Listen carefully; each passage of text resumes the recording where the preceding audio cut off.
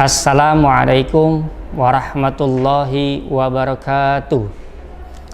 Bersyukur kepada Allah Subhanahu wa Ta'ala atas semua curahan rahmat dan inayahnya dengan mengucapkan Alhamdulillahirabbil alamin.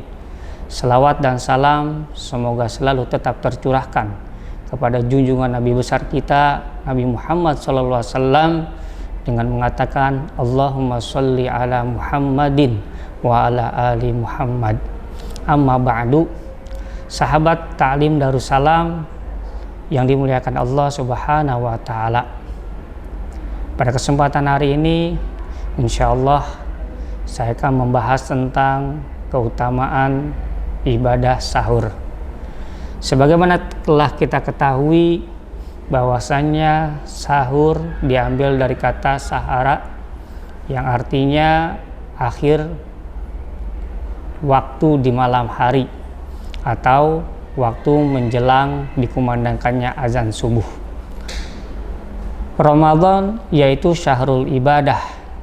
Menurut sebagian ulama, bulan di mana kita dianjurkan untuk memperbanyak ibadah-ibadah agar bulan Ramadan bisa kita manfaatkan sebaik mungkin, karena di dalamnya Allah Subhanahu wa Ta'ala melipatkan amal kebaikan kita, dan juga di dalamnya jangan lupa Allah juga melipat gandakan dosa yang apabila kita kerjakan mengotori di bulan yang mulia ini. Banyak kaum muslimin yang telah melaksanakan berbagai macam ibadah di bulan Ramadan. Namun ada juga sebagian dari kaum muslimin yang meninggalkan ibadah khususnya di bulan Ramadan, ibadah sahur.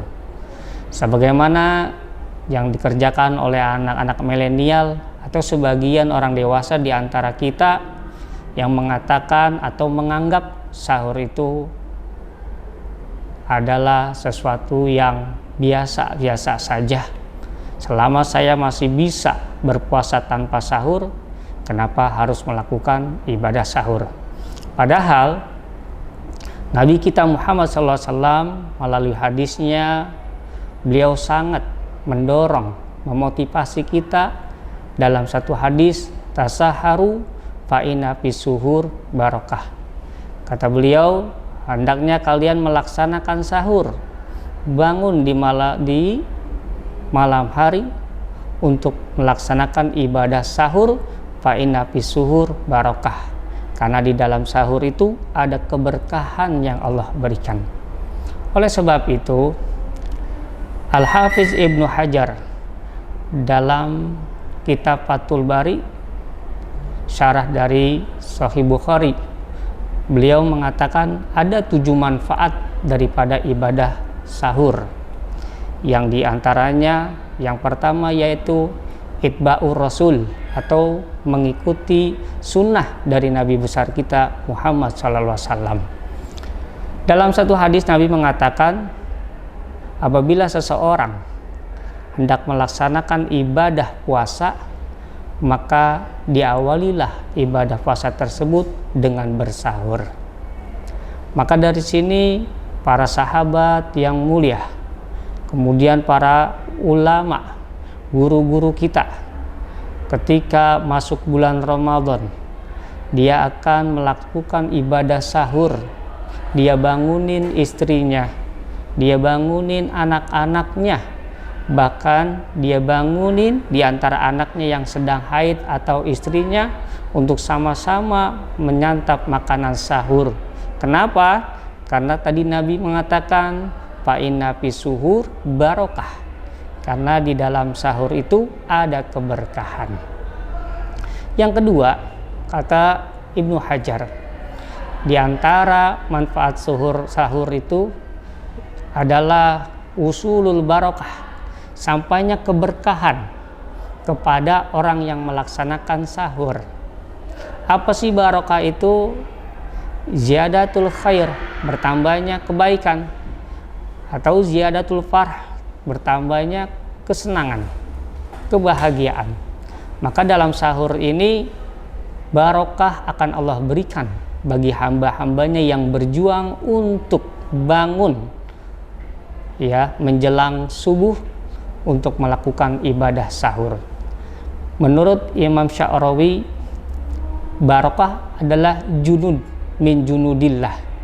Barakah itu adalah pasukan dari pasukan-pasukan yang Allah utus ke muka bumi ini untuk mendatangi hamba-hambanya yang berusaha mengambil keberkahan. Maka barang siapa yang melakukan ibadah sahur, dia mengambil bagian dari keberkahan yang telah Allah kirim ke muka bumi ini. Yang ketiga, di antara manfaat sahur yaitu mukhalifatul Yahudi wan Nasrani, yaitu untuk menyelisihi daripada kebiasaan orang-orang Yahudi dan Nasrani. Allah mengatakan, ya ayyuhallazina amanu kutiba alaikumussyam kama kutiba alal ladzina min qablikum la'allakum tattaqun. Dari ayat ini Allah menjelaskan kepada kita bahwasanya umat-umat terlebih terdahulu juga melaksanakan ibadah puasa. Namun ibadah mereka berbeda dengan ibadah kita.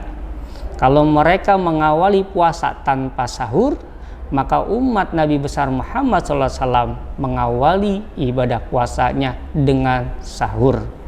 Sehingga Nabi menjelaskan dalam hadisnya, inna fasla ma baina siyamina wasiyamukum wasiyamu yahud wasiyamu ahlul kitab Yahudi wa Nasrani akalat tasuhur, yang artinya pemisah, pembeda antara puasanya kita orang-orang muslim dengan puasanya orang-orang Yahudi dan Nasrani, yaitu dengan makan sahur. Maka menyelisihi kebiasaan mereka itu yang sangat dianjurkan oleh Nabi kita Muhammad SAW. Yang keempat, inti dari sahur itu adalah mendapatkan rahmat dan kasih sayang dari Allah Subhanahu wa Ta'ala.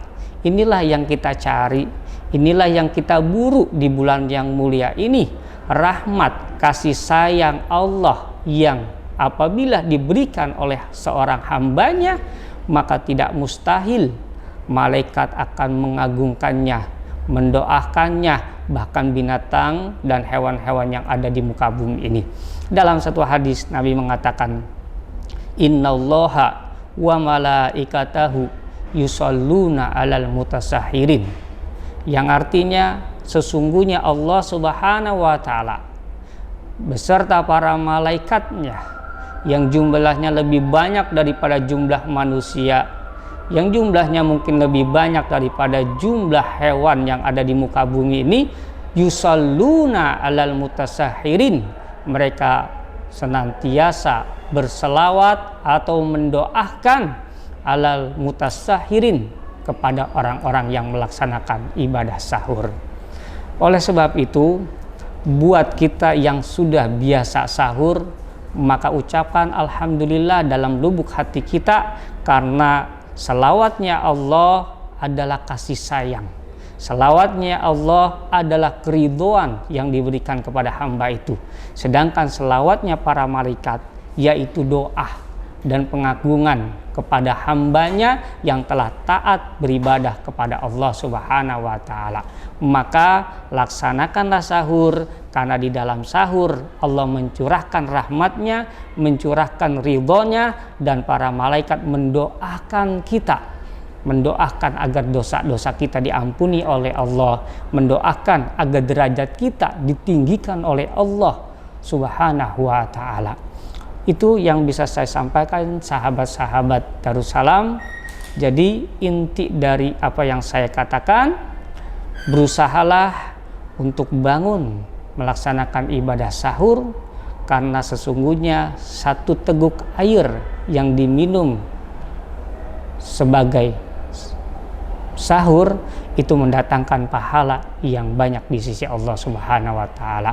Kurang lebihnya saya mohon maaf. Wassalamualaikum warahmatullahi wabarakatuh.